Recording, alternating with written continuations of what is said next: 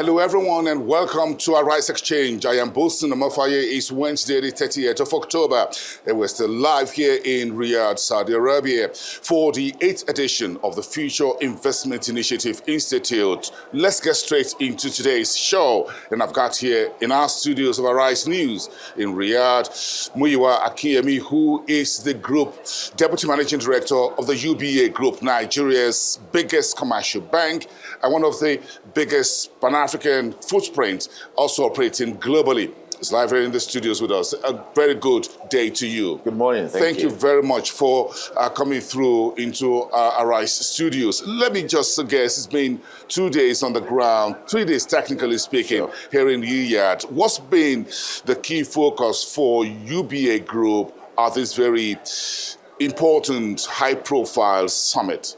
All right, thank you so much, bosses. I think for us, UBA being Africa's global bank, it's our mission to bring the Gulf to Africa, to expose Africa to the Gulf, and Saudi Arabia being the largest economy around here, there's nowhere where we would rather be than be here. You know, we started this session with the African Summit, where the chairman spoke about our aspirations and for what we're going to be doing in Saudi Arabia, and I'm sure you also know we're in Dubai, and the next place to be in is here. This is where the money is. This is where we can facilitate investments in infrastructure and critical sectors across Africa. What's the key theme for, there's been discussion about finance here, infrastructure, climate change, energy, entrepreneurship, and all of that. What's the big meat you're biting into as a UBA at this summit? Okay, for us, I think long-term capital, long-term investments, not only in Nigeria, but across Africa. Africa has an infrastructure deficit today, as you know, and that's a pitch that we're making across, that Africa needs to be a relevant investment destination for the Saudis and for those across the Gulf. And we had great meetings. Only this morning, we met Minerva Foods and South Sea, and they're looking at Africa. Food security is key to Nigeria, key to Africa, given the expansion in our population. And that's one area we need to look at how to invest more. And this investment is not only going to come from Africans, it's going to come from outside Africa to develop the continent. And that will be a great thing for us. It creates more opportunities for us, creates more jobs, creates more business activities for us as a bank. And being Africa's global bank, we can't do less. That's just it. You already have a flag in Dubai just about 2-3 years ago. How further expansion are you looking to do in the Kingdom of Saudi Arabia itself? And what sectors will you be looking to play in as a UBA group? I think for us, this is the next destination in the Gulf. UBA plans to be in the Gulf and be in Saudi over the next 1 year. So watch out for us. And being here would enable us to be able to lift Africans into the global space, into the Arabian space, put it very succinctly.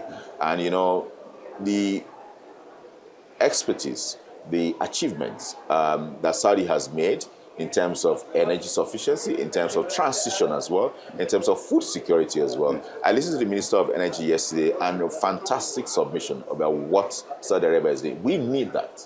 We need to transit to sustainable energy practices in Nigeria, and we can learn a lot from Saudi Arabia. Not only that, we can also learn a lot in terms of their food security business as well, and that's key. So there's no other place for us to go to in Gulf than Saudi, and Riyadh will be the place.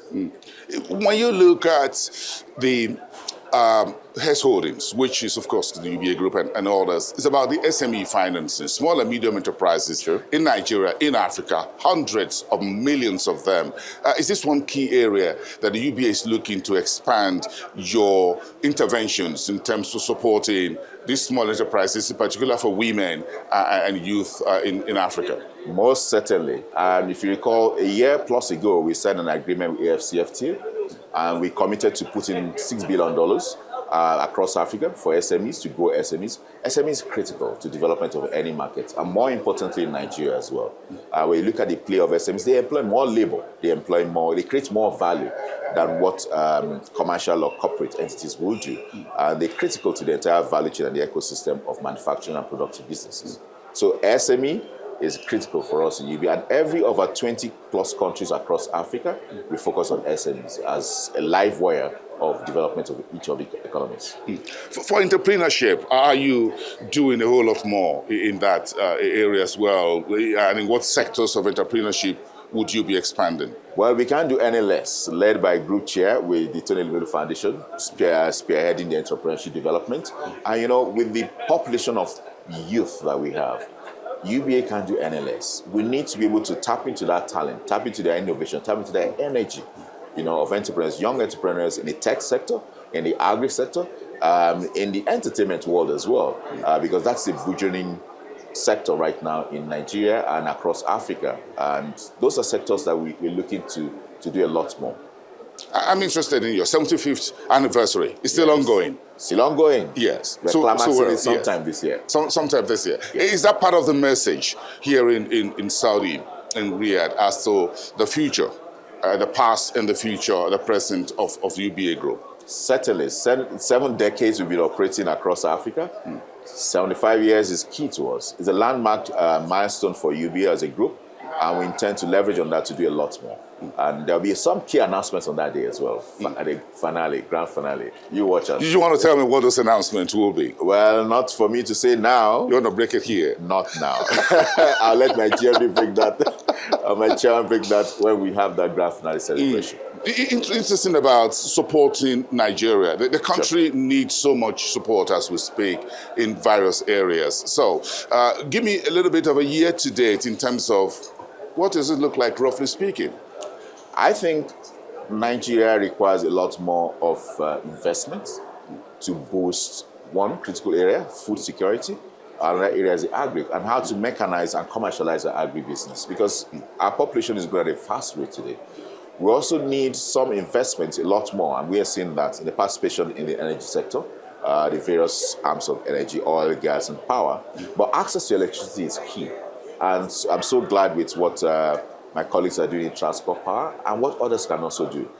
Access to electricity, sustainability is important for businesses to grow.